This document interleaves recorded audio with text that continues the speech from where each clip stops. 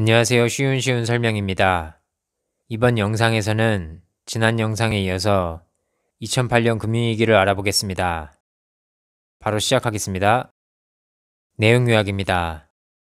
이번에는 2000년부터 2004년 4월까지의 상황을 알아볼 겁니다. 그럼 내용으로 들어가겠습니다.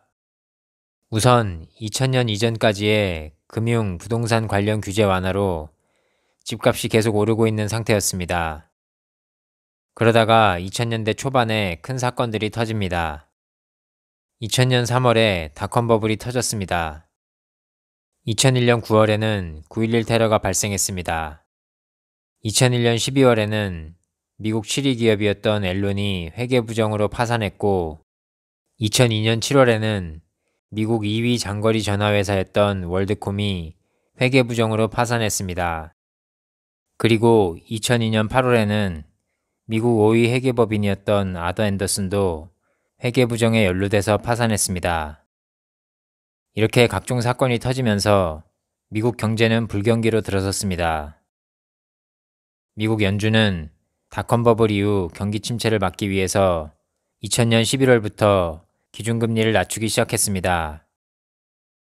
이 그래프를 보시면 2000년 11월에 기준금리가 6.51%였는데 2002년 1월 1.73%, 2003년 12월 0.98%까지 내려간 걸 볼 수 있습니다. 연준이 이렇게 기준금리를 낮추니까 돈이 시중에 쏟아져 나왔고, 예금하지 말고 대출받아서 부동산에 투자하자는 분위기가 형성됐습니다. 그래서 집값은 더 올라갔습니다. 그리고 2001년 1월에 조지 W. 부시가 미국 대통령이 됐습니다.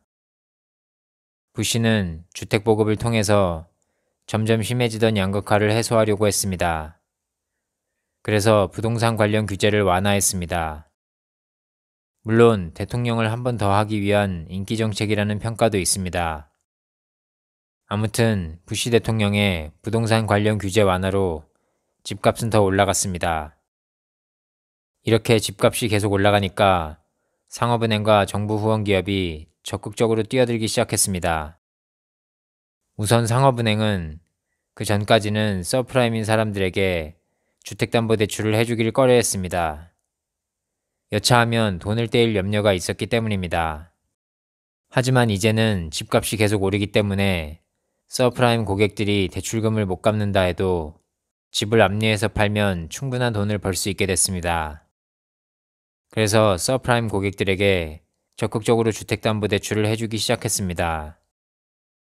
그리고 정부 후원 기업인 페니메, 프레디맥도 그 전까지는 정부에서 아무리 장려를 해도 주택담보대출 채권을 많이 사지 않았는데 집값이 오르기 시작하니까 서프라임 주택담보대출 채권과 서프라임 MBS를 대량으로 사들이기 시작했습니다.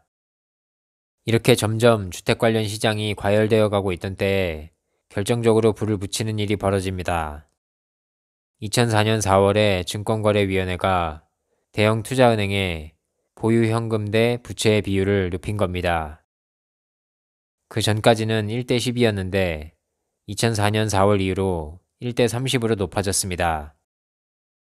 쉽게 말해서 그 전까지는 투자은행이 현금 1억을 보유하고 있었으면 12억까지 돈을 빌릴 수 있었습니다.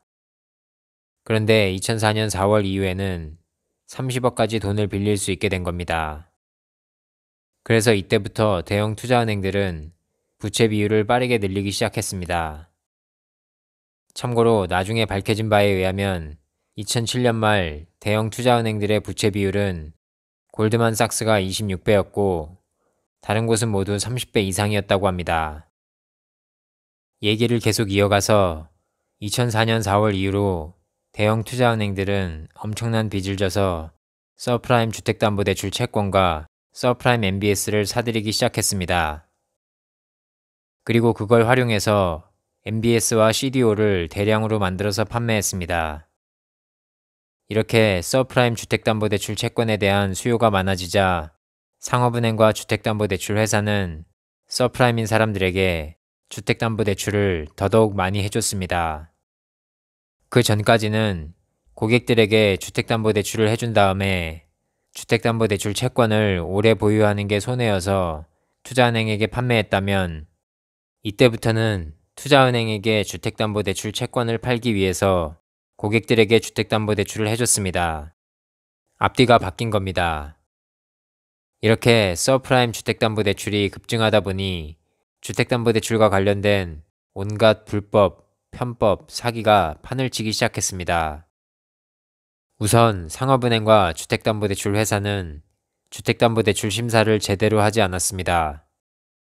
심지어 서프라임보다 신용등급이 낮은 사람들을 서프라임으로 편입시켜서 주택담보대출을 해주기도 했습니다.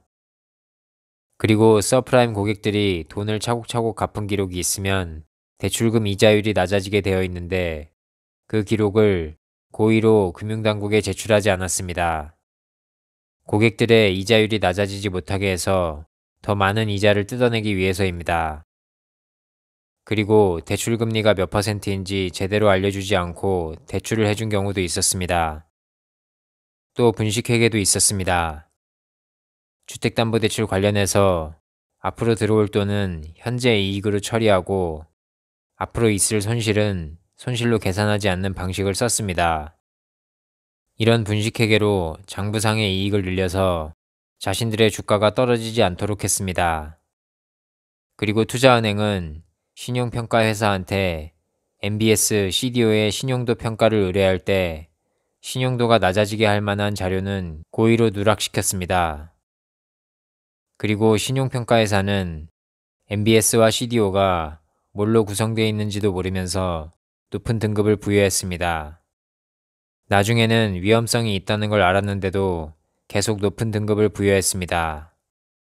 그리고 채권 보증회사도 MBS, CDO를 제대로 검토하지 않고 보증했습니다.